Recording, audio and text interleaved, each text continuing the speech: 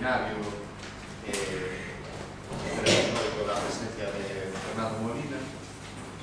Como sabéis, este seminario pues, forma parte de lo que intentamos que sea la iniciativa de Miguel, ¿no? Miguel Cabo, pues son los seminarios un poco de formación, sobre todo en el ámbito metodológico, ¿no? Que se están ofertando desde el doctorado de Historia Contemporánea y también para los estudiantes del máster y en general pues, para quien quiera acudir. Y hoy tenemos pues, la fortuna, ¿no? de contar entre nosotros con Fernando Molina, que es un profesor investigador de la Universidad del País Vasco y que es un especialista en pues, algunas de las cuestiones que precisamente se van a tratar aquí, ¿no?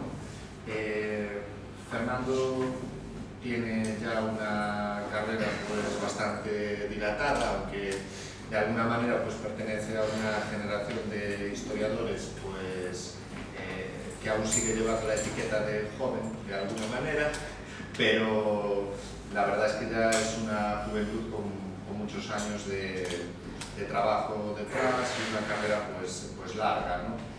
Una carrera que además le ha llevado en distintos momentos a pasar por esta misma casa. Gracias a eso pues tenemos con él una relación que no solamente se sustenta en el plano académico, donde mantenemos una colaboración estrecha, hemos participado en distintos proyectos juntos, artículos, ha estado aquí en distintas ocasiones ofreciendo seminarios, algunas clases, etc.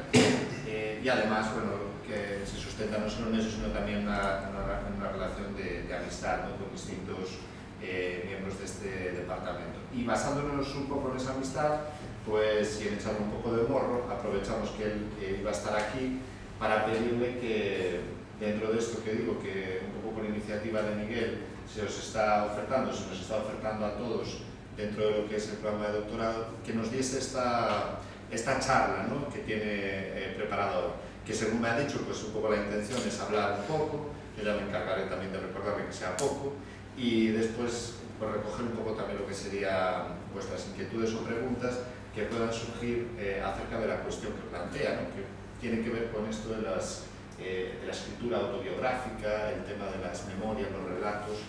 Él es un especialista en el tema del nacionalismo, pero que en los distintos ámbitos en donde estéis trabajando cada uno de vosotros, en las investigaciones que tenéis en curso, pues yo estoy seguro de que las cuestiones que él vaya poniendo encima de ellos pueden ser perfectamente aplicables. De ahí esa idea de plantearnos un problema metodológico y abordarlo, ¿no?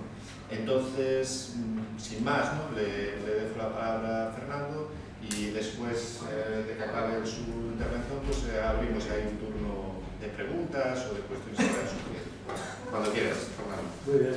Muchas gracias, Antonio. Gracias, Antonio y Miguel, por invitarme a estar aquí. Para mí siempre es un placer venir a la Universidad de Santiago, de la que fui becario postdoctoral hace ya unos cuantos años y que, como dice Antonio, pues hemos tenido a partir de entonces pues una colaboración que para mí pues es muy satisfactoria, porque bueno, yo hubiera querido quedarme aquí a trabajar, pero no me dejaron, entonces me tuve que volver a mi ciudad de Bilbao y no tenía pensado, la verdad, volverme a Bilbao, tampoco tenía pensado que me fuera a quedar aquí, también lo digo, pero vamos, siempre me tuve una gran satisfacción en el tiempo que pasé aquí, no solo por lo que ofrece la ciudad, lo que ofrece Galicia, sino también por lo que ofrece esta universidad y por el equipo de investigadores y de profesores que aquí me encontré, ¿no? Entre los cuales pues, tengo grandes amigos y algunos de ellos están aquí.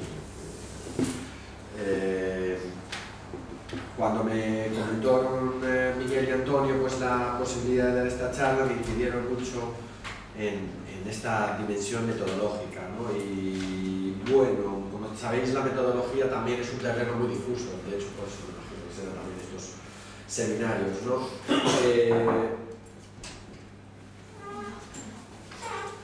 En ese ámbito, yo lo que voy a pretender es hablaros un poquito de tiempo, en torno a media hora, y animaros a que, bueno, pues, como veis no vengo trajeado, no vengo con el pelo combinado, ni me espera una secretaria cuando abra la puerta ni nada de eso, por lo tanto, pues que haya luego también una cercanía a la hora de que podáis formularme pues, preguntas, cuestiones, dudas, etcétera, porque entiendo que vais a tener muchas, tanto en el terreno que yo he elegido, que es el que comenta Antonio y está puesto en el título de la charla, la escritura biográfica, y ahora os explico un poco qué es eso de escritura biográfica mínimamente, como en la dimensión que he elegido, que es una dimensión particularmente problemática porque no ha sido muy trabajada y de difícil aprehensión por el historiador, por eso también la he elegido, ¿no? Que es la dimensión de la identidad nacional y el nacionalismo por un lado y de la práctica de la violencia por el otro.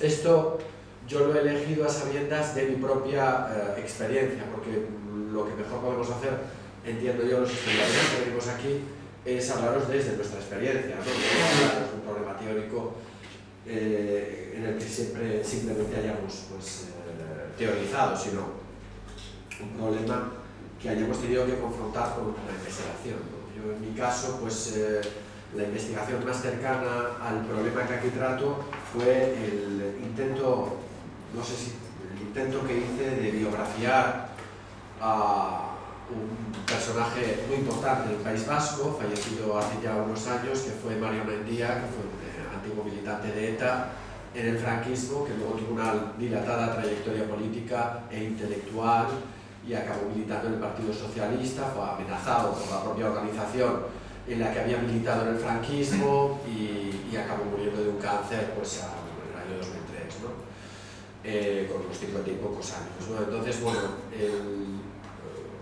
enfrentarme a la tarea de documentar cómo una persona puede cambiar de identidad nacional, esa persona militó en ETA, que es una organización de carácter nacionalista vasca, separatista, en los años finales del franquismo, a acabar militando en el Partido Socialista Obrero Español, que es una organización de carácter político españolista, por lo tanto era una persona que ya había mostrado una transformación identitaria evidente en torno a unos 20 años, ¿no?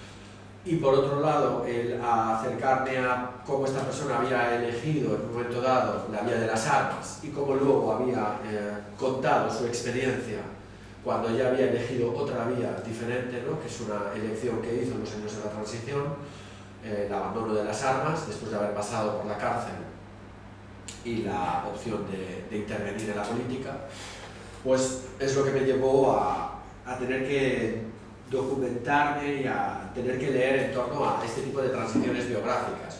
Y primero de todo a informar un poco de qué es la escritura biográfica, o lo que antes se llamaba biografía, pero que es algo más que la biografía. La escritura biográfica es todos esos materiales que hablan de la individualidad de una persona. Entonces, escritura biográfica es, por supuesto, la biografía. Cuando está hecha por una tercera persona, la biografía siempre está hecha por una persona. Cuando está hecha por una persona que habla de sí misma, es una autobiografía. Por lo tanto, las memorias autobiográficas, los escritos autobiográficos entran en este terreno.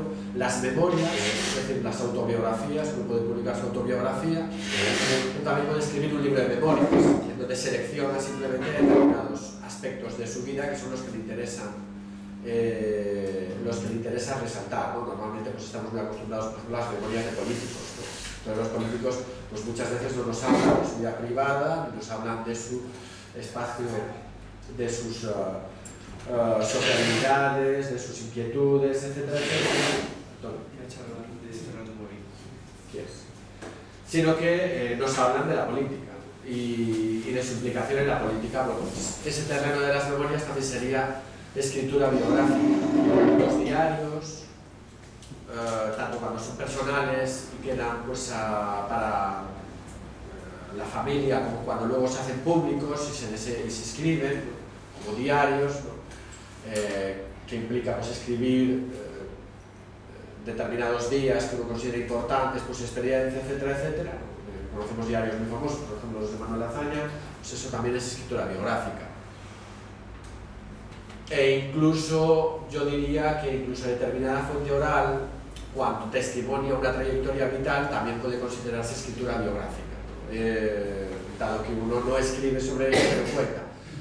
cuenta una historia, porque toda escritura biográfica es contar una historia, es relato, es narrativa, que es un ámbito de trabajo que hoy día está muy de moda, que hoy día muy vinculado a la recuperación de un objeto de investigación por los historiadores que es la memoria, tanto en su dimensión colectiva como en su dimensión personal, social, etc. Y por lo tanto esta dimensión de lo narrativo es muy importante, ¿no? Todos tenemos que contar una historia acerca de nuestra vida, la contamos a nuestra familia, la contamos a nuestras parejas, la contamos a nuestros amigos y nos la contamos a nosotros mismos, ¿no? La escritura biográfica trata de esos materiales que quedan. Claro, son materiales que el historiador cuando se acerca a ellos tiene que acercarse de forma muy cautelosa, de forma similar a como se tiene que acercar a materiales orales, ¿no? Porque uno cuando escribe sobre su vida, escribe desde el presente de su vida. Y por lo tanto selecciona hechos en función de la memoria que tiene del pasado, que ya ha ejercido una determinada selección, y luego en función también de la selección voluntaria que él hace de qué es lo que quiere contar en función de quién le entrevista, en el caso de que vaya a ser una biografía, ¿no?, que hacen de alguien, ¿no? Contaré alguna de estos casos, o en función de la autobiografía que uno quiera contar, el encargo editorial por ello. Sí me gustaría decir que no tenemos que pensar que todos estos materiales son materiales de élites. Muchas veces, cada vez más, mucha gente, sobre todo ya en tiempos más cercanos, en guerra civil y franquismo, ha decidido contar su experiencia y ha tenido la oportunidad, normalmente canalizada por determinados espacios de sociabilidad, sindicatos, asociaciones agrarias, imagino aquí muy importantes, etcétera, que han decidido que esa persona, el testimonio de esa persona puede ser importante, ¿no? Por lo tanto, y eso que en España suele ser todavía eso, una fuente muy selectiva y muy limitada. En otros territorios como pueden ser Estados Unidos, Alemania, etcétera, en donde los niveles de alfabetización ya eran amplísimos, por no decir generales, a finales del siglo XIX o a los primeros inicios del siglo XX, significa que este grado de información que podemos tener de personas y de la experiencia de personas es bastante amplio, ¿no? Aquí todavía a veces pues no lo encontramos, muchas veces, ¿no? y otras veces pues lo tenemos que buscar de forma muy selectiva, ¿no? Y vamos a encontrar muy poquita información. Cada vez encontraremos más información según nos vayamos acercando al tiempo presente, es decir, que este tipo de información, este tipo de fuentes pues son más importantes si lo que afrontamos es el tiempo de la transición o el tiempo de la democracia actual que si afrontamos el franquismo o la guerra civil, y desde luego que si afrontamos la restauración o no digamos el sexenio revolucionario o los tiempos de Isabel II, ¿no? Se trata de fuentes muy vinculadas al avance de la alfabetización y a la necesidad que tienen los individuos una vez que son alfabetizados de contar su historia personal, ¿no? Por haber vivido determinados hechos que creen que son importantes de contar. En España, el hecho más importante que se ha vivido en el siglo XX obviamente es la guerra civil y la dictadura, pero fundamentalmente la guerra civil, que es la fase de mayor trauma, que acoge el mayor grado de trauma colectivo. Normalmente cuando uno cuenta cosas es porque quiere contar algo muy determinado. En el caso de la historia europea, pues nos encontramos con dos grandes guerras mundiales que movilizaron a millones de personas. En el caso de la Primera Guerra Mundial, fundamentalmente hombres, pero en el caso de la Segunda Guerra Mundial, hombres y mujeres, que luego han querido contar su experiencia, más luego toda la experiencia dictatorial de las dictaduras, de los totalitarismos, etcétera, etcétera. Por lo tanto, estamos hablando de materiales muy vastos.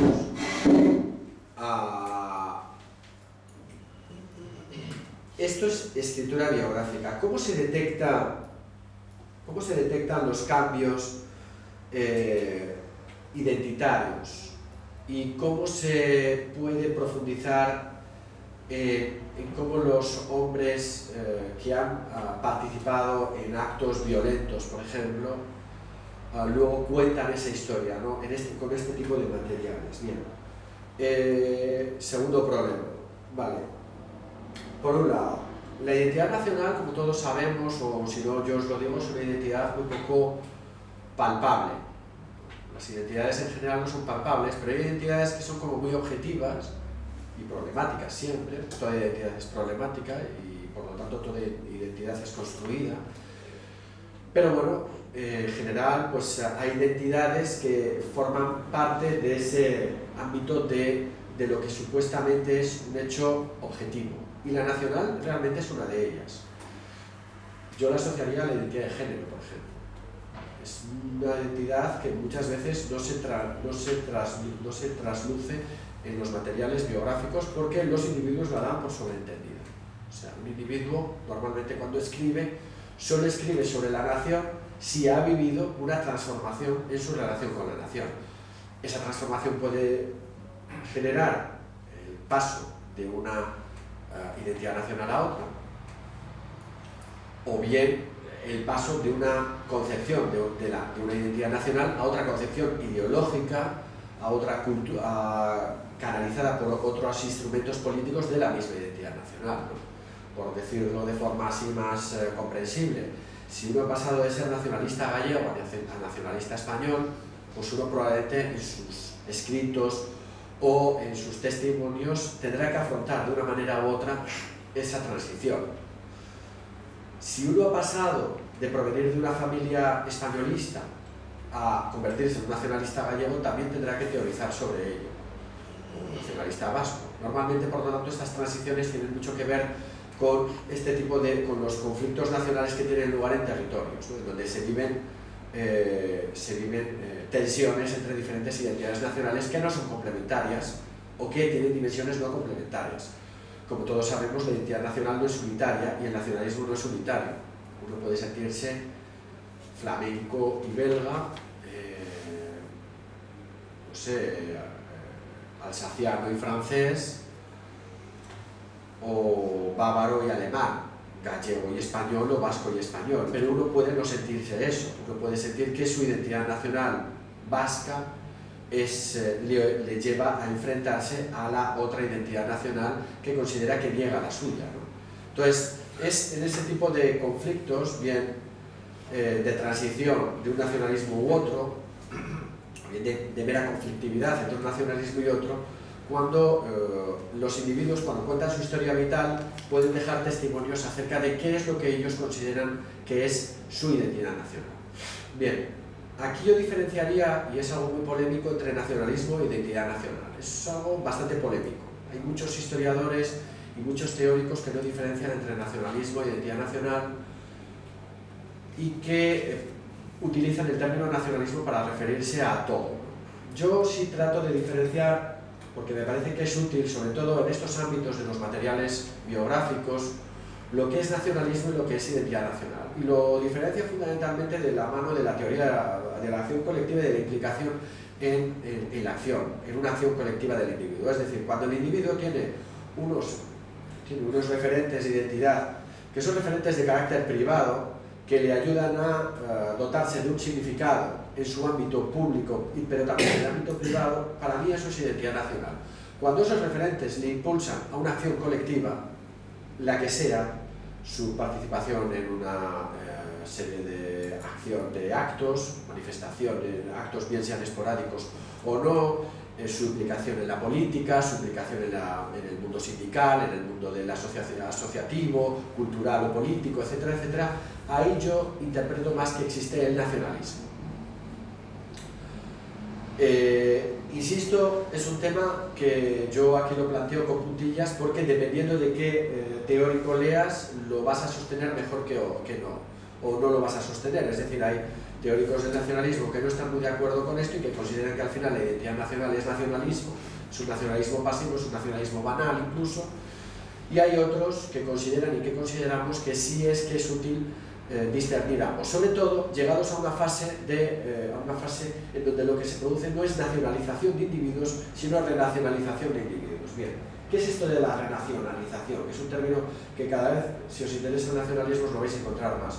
Se refiere a la nacionalización de individuos que ya provienen de entornos nacionalizados y que por lo tanto van a ser nacionalizados porque todos somos nacionalizados en nuestra vida, pero provenimos de entornos en donde ya la identidad nacional tiene ese estatus de identidad objetiva o de identidad que muchas veces se asume como dada y que no genera especial problemática.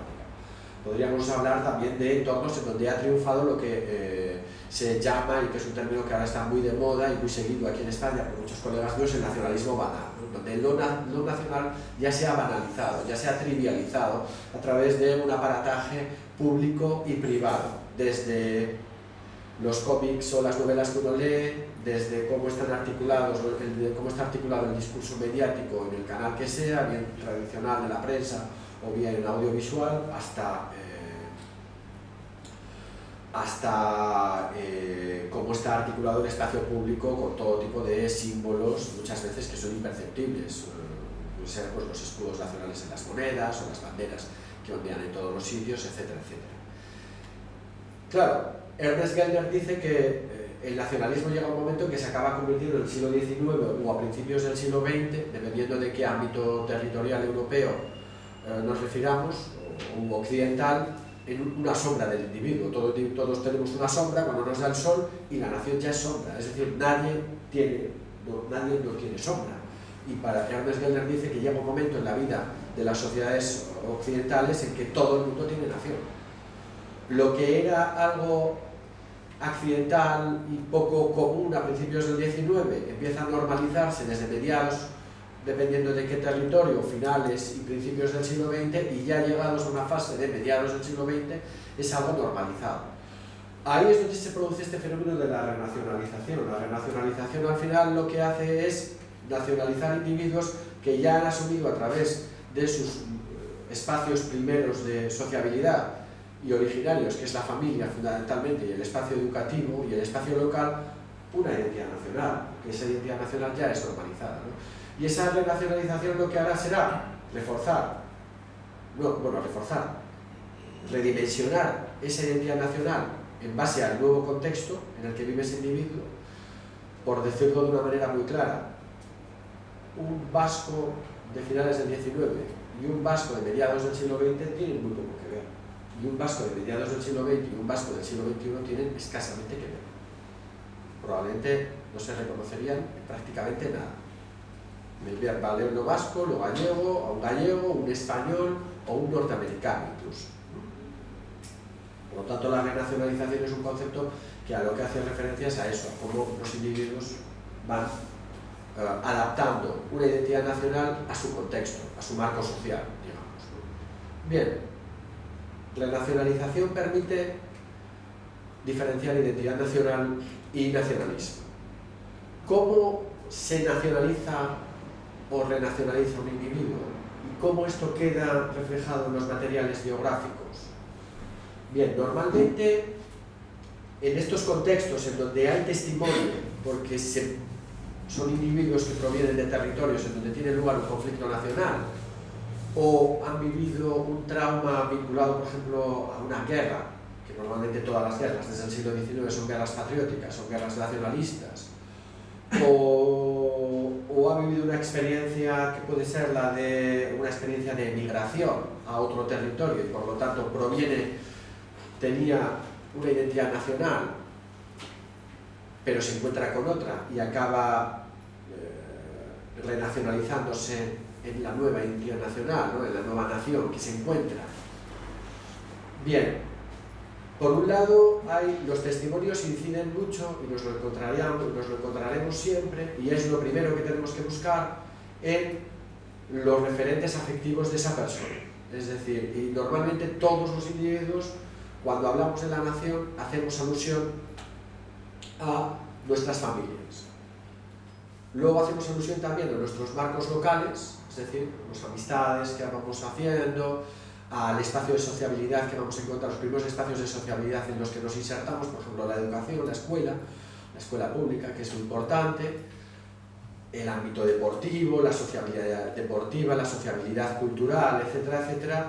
Y solo ya cuando estos individuos hablan de fases ya de mayor madurez es cuando ya aparecen otros canales como pueden ser los políticos, los de la implicación en la política o la implicación intelectual, ¿no? en la agitación cultural, en la intelectualidad, en la actividad intelectual, etcétera, etcétera. Y lo interesante de esto, y de ahí igual la dimensión metodológica, es que en este tipo de testimonios siempre tenemos que tener en cuenta eso que os he dicho al principio, que los individuos cuando cuentan estas experiencias las cuentan como historias. Y como historias, toda historia tiene una trama, toda historia está contada de una manera que tiende a ser uniforme. Hay dos narrativas que son muy clásicas a la hora de enfrentarse a este tipo de testimonios, que es la narrativa de transmisión, se llama, y la narrativa de revelación, que como que la de revelación tiene un sesgo religioso importante, ¿no?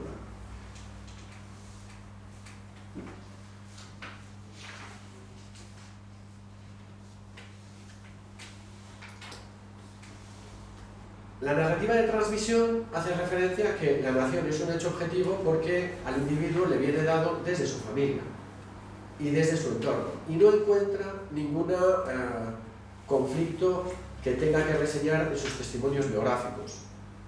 El individuo habla de su nación porque su nación es la familia, fundamentalmente, y los referentes que le vienen de la nación le vienen normalmente de la familia, le vienen de los padres.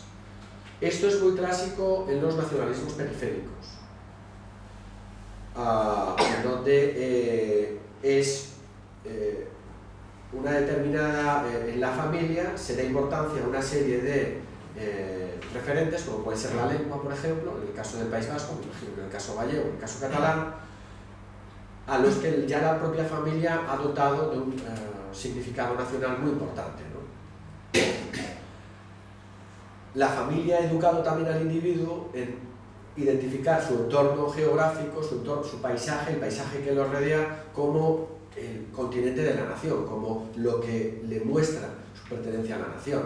Por paisaje me refiero a las mismas, a las montañas, a la naturaleza, a las ruinas que transmiten la historia épica, la historia memorable de la nación, etcétera, etcétera. Por lo tanto, esta sería la narrativa de transmisión.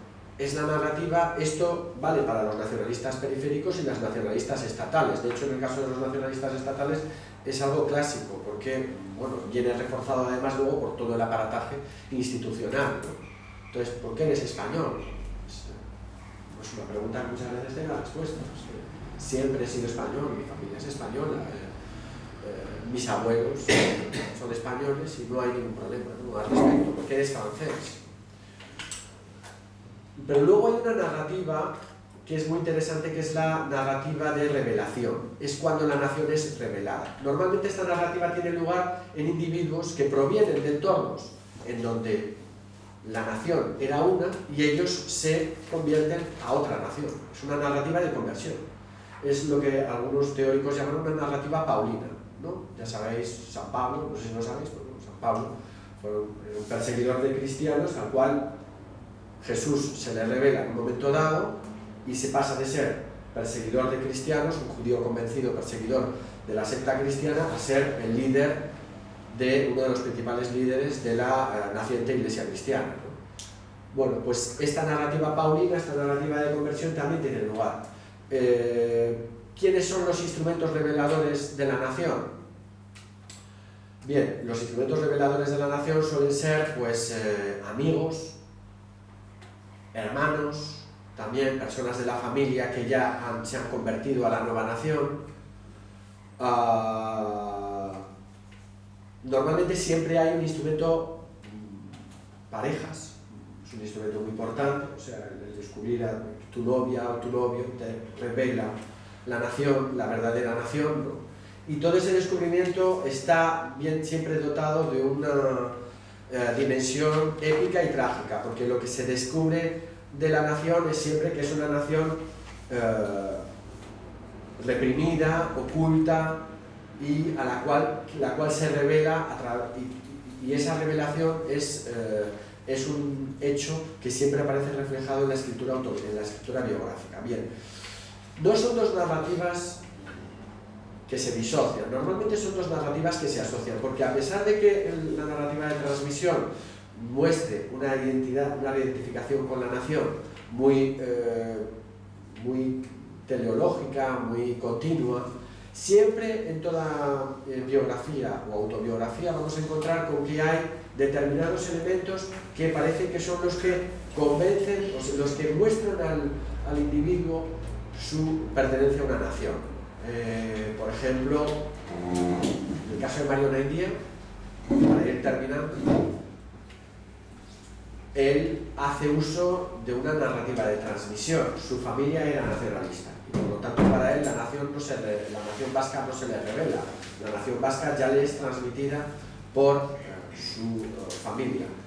Cuando él en el juicio de Burgos declara desde cuándo es vasco, que hace una especie de testimonio así que fue muy famoso y que terminó con una serie de gritos del ensalzamiento de la nación y se montó ahí un follón con los generales que estaban en el juicio militar, etcétera, etcétera. Él dice que él era vasco desde los 5 años, desde que se enteró que era un niño ya era vasco. Cuando él luego cuenta eso ya en su época de madurez, él mismo lo cuenta en 2 fases diferentes. En una fase no aborda mucho esto, pero en una segunda, y lo da también como mantenido. Él luego cuenta su transformación nacional más adelante, pero luego él refleja que ni siquiera ese relato que él había adoptado era un relato muy justo, porque por ejemplo es cierto que su familia era nacionalista, pero su madre era nacionalista revelada, es decir, su madre provenía de una familia monárquica españolista, primo-riverista. Es su madre la que se hizo nacionalista vasca, en buena medida por haberse casado con el padre. Es el padre el que sí le podía mostrar una correa de transmisión con otras generaciones nacionalistas, pero la madre no. Él lo que hace es seleccionar una determinada memoria familiar, la de su madre y la de su padre, pero obvia que la familia de su madre no era una familia nacionalista, ¿no? De eso él luego cuenta cómo se da cuenta cuando objetiva el hecho nacional y se da cuenta que todo hecho nacional es problemático, ¿vale? Por lo tanto, narrativa de transmisión, narrativa de revelación, pero también en la narrativa de transmisión la nación es revelada por determinados sujetos, como pueden ser los padres, como puede ser un profesor. En el caso de los curas, pues bueno, en los seminarios, un profesor, un sacerdote que les habla de las virtudes de la cultura ética, que se ve pisoteada por tal. En el caso, es muy común, por ejemplo, en el caso de las memorias de nacionalistas periféricos, el choque con un profesor que es el canal de representación de España y de la opresión española, ¿no? Porque niega la lengua propia o se burla de ella y hay un choque ahí. O sea, eso, al final, lo que uno lee en una biografía y lo lee como un espectáculo muy personal, luego cuando lee muchas biografías se da cuenta que forma parte de una narrativa, de una trama, que está bastante construida y que es bastante uniforme. Vale, y por terminar, y para no alargarme, el tema de la violencia. El tema de la violencia, ¿cómo se aborda desde las transmisiones, desde este tipo de materiales? Y lo dejo así un poco señalado y luego, si queréis, lo retomamos más en el debate. Se aborda de forma muy problemática, porque normalmente la violencia se aborda desde narrativas totales, muy vinculadas al hecho nacional, en el caso de que la violencia sea nacionalista, y muy vinculadas a la ideología, en el caso de que la violencia sea ideológica, sea ejercida por razones ideológicas. Bien, ¿qué es lo que quiero decir? Que cuando una persona aborda en sus materiales biográficos, o un historiador recurre a estos materiales para hacer una biografía o para sancionar cómo el nacionalismo o la violencia es experimentado por individuos, se encuentra con que los testimonios de los individuos nunca hacen referencia al uso de la violencia, o al menos yo no lo encuentro, de una forma explícita, sino que siempre el uso de la violencia es un recurso inevitable, en el que el individuo se ve cogido por una situación, atrapado en una situación en la que tiene que hacer uso de la violencia para manifestar, pues bien su protesta o bien bien se ve en la necesidad de responder a una violencia, a una agresión previa, ¿no? En el caso del nacionalismo vasco, que es el que más conozco, y, por lo tanto, y en el caso de los militantes de ETA, tanto de los militantes clásicos de la ETA franquista como los militantes de la ETA ya en la democracia, esa narrativa es la narrativa de lo que hoy día no se llamaba así antes, pero hoy día se llama el conflicto vasco, ¿no? Es decir, estos individuos afirman que hacen uso de la violencia o que se abrazan la violencia por compromiso con la opresión del pueblo, por respuesta a una determinada agresión de carácter policial, militar, etcétera, etcétera, y porque se ven imbuidos de la necesidad de responder a una situación en la que la violencia es inevitable, que tienen que abrazarla. Tengo aquí algunos testimonios, ¿no? Con los que quiero cerrar, ¿no? Y que ya no están referidos al franquismo, sino que están referidos a épocas más recientes, para que entendáis un poquito a lo que me refiero, ¿no? Por ejemplo, testimonio del asesino de Fernando Buesa, del político del Partido Socialista Fernando Buesa, cuando es asesinado y cuando luego es enjuiciado, ¿no?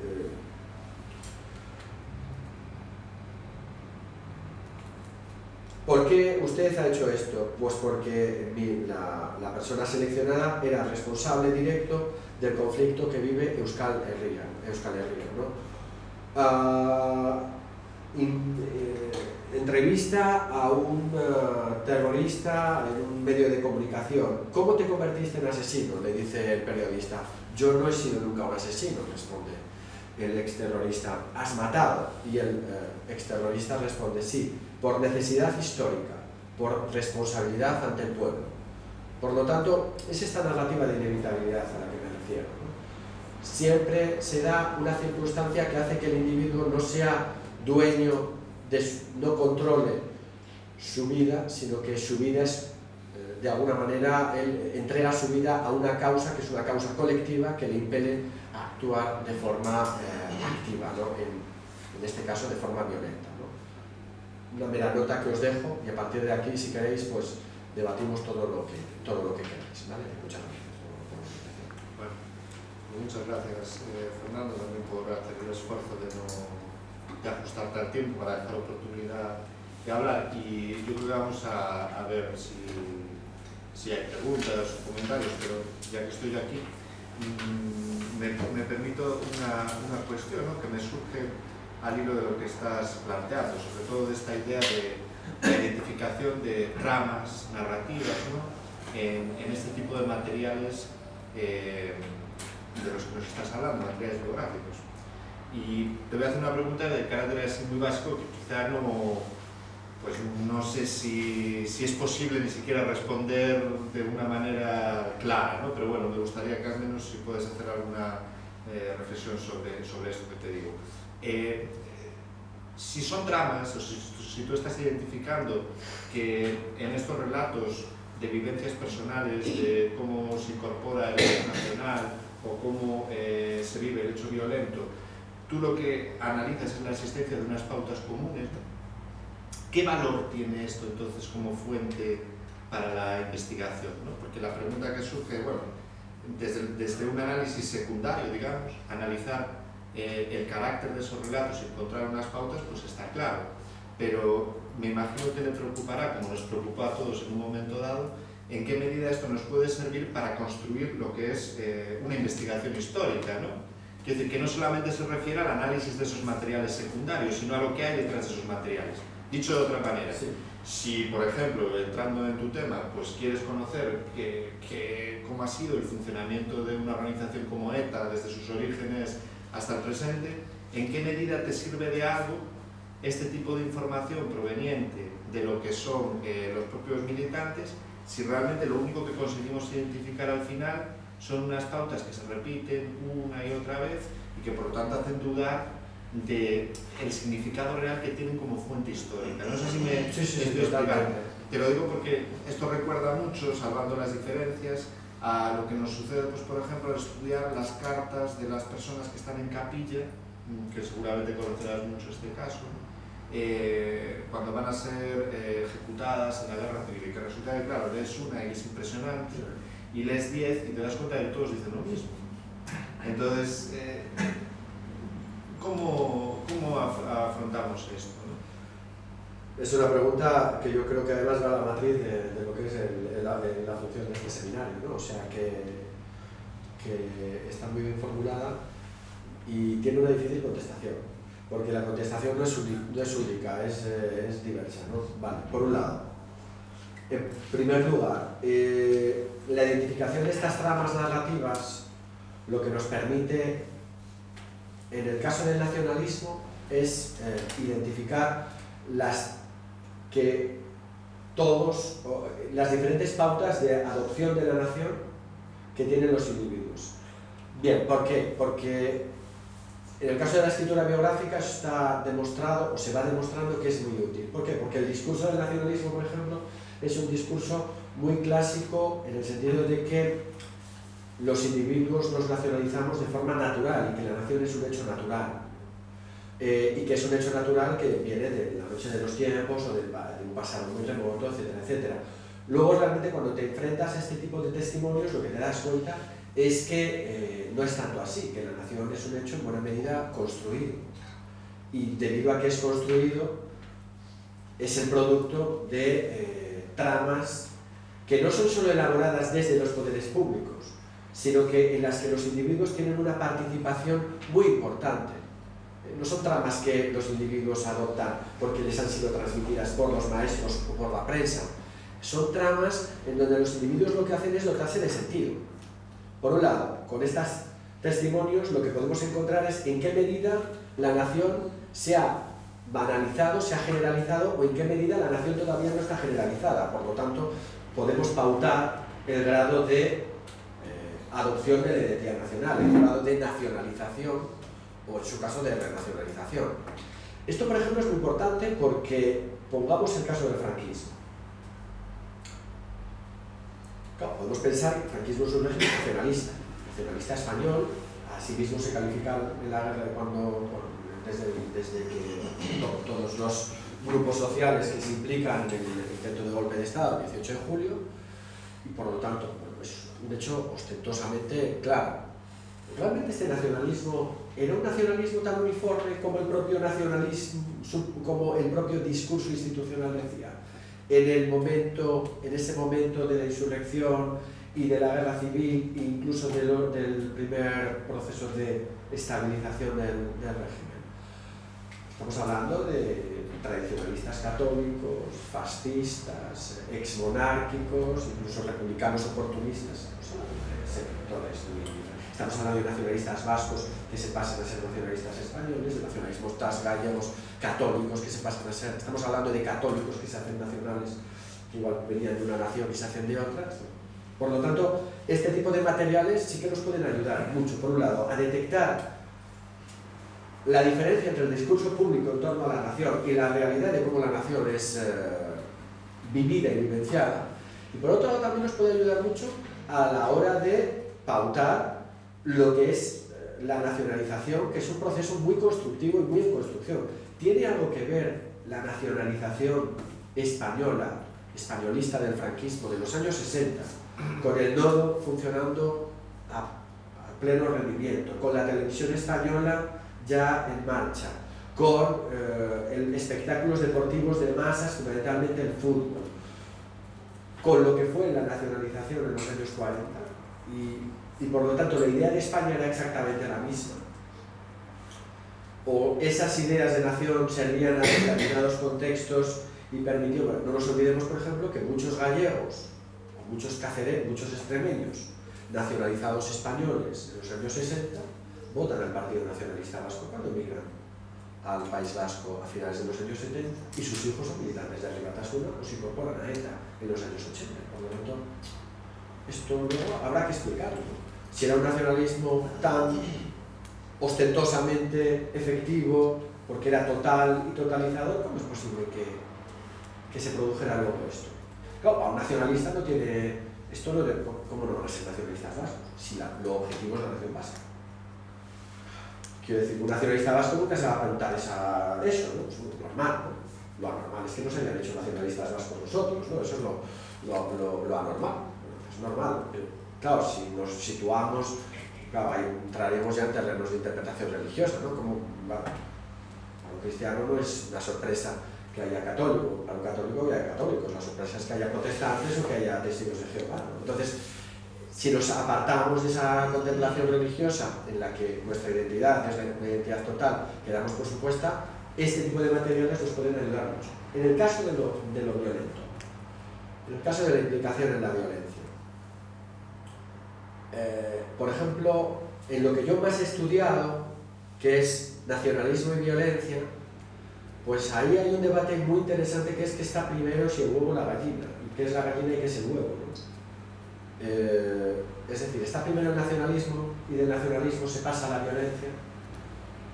¿O es la implicación en la violencia la que es una experiencia tan total y totalizadora que nos impele luego a darle un significado total y totalizador que en determinados regímenes tiene que ser necesariamente nacionalista? Es decir, no solo me estoy refiriendo a experiencias como la experiencia que puede ser un nacionalismo secesionista, violento, como puede ser el de ETA. Me estoy refiriendo incluso a la experiencia de la gente que va a la guerra, una guerra patriótica, y van a la guerra porque son patriotas, han sido nacionalizados de forma muy intensa, o es la propia guerra la que luego les ha nacionalizado y la necesidad de dar un sentido a la masacre en la que se han implicado. Bien se han implicado voluntariamente o bien han terminado por implicarse. Es un debate muy interesante y este tipo de testimonios nos ayudan mucho a interpretarlo en su inmensa complejidad. Generalmente la teoría tradicional es que hay un nacionalismo que impele a los individuos a actuar de forma violenta en determinados contextos, bien de guerra, en el caso de los nacionalismos de Estado, bien de conflicto violento, de conflicto político violento, en el caso de los nacionalismos subestatales, ¿no? Que tiene una derivación armada, Irlanda, el País Vasco, etc. Pero hay estudios ahora de sociólogos, etcétera, que muestran que esto no está tan claro. O sea que muchas veces igual la implicación oportunista de los individuos en la violencia les lleva luego a adoptar estas tramas, que son tramas muy de plantilla, o sea, estas plantillas narrativas, para dotar de un sentido luego su implicación, para naturalizar ese hecho violento y luego su implicación en los regímenes a los que se incorporan, que son regímenes nacionalistas que tienen origen en esa violencia. En el caso del franquismo creo que es algo que tiene un interés evidente. Pero yo al sociólogo al que más le he leído problematizar esto, que es un sociólogo croata que ha estudiado las guerras de Yugoslavia, él lo sostiene en un par de libros bastante voluminosos y bastante difíciles de leer, a pesar de que están en inglés. Él dice que buena parte de esos sectores paramilitares serbios y croatas no tenían de jóvenes paramilitares no tenían un especial grado de militancia nacionalista. Es su implicación en la violencia y en hechos de limpieza étnica, de violencia total, etcétera, etcétera, donde entran todo tipo de prácticas de violencia, lo que les va a dotar luego y el propio hermanamiento que eso genera, etcétera, lo que les va a dotar luego de un intenso nacionalismo que además van a enclavar en este tipo de narrativas. Por lo tanto, no sé si he contestado de una manera, porque es una contestación compleja, pero Fernando, dos reflexiones, ¿no? Yo que has ido comentando. Uno de la revelación, de la narrativa de revelación o Paulina, claro, automáticamente aquí se me ha venido a la mente, seguro que a varios más, el caso clásico que sería Alrededor de sí, de Otro Pedraza, ¿no? Que no sé si lo conoces, la biografía con un personaje ficticio, ¿no? De Ganso Lobio, porque es él, y que es un chico pues, con inquietudes intelectuales, que se busca a sí mismo como todos los jóvenes, viaja, busca en el cosmopolitismo respuestas, en las teorías, etc.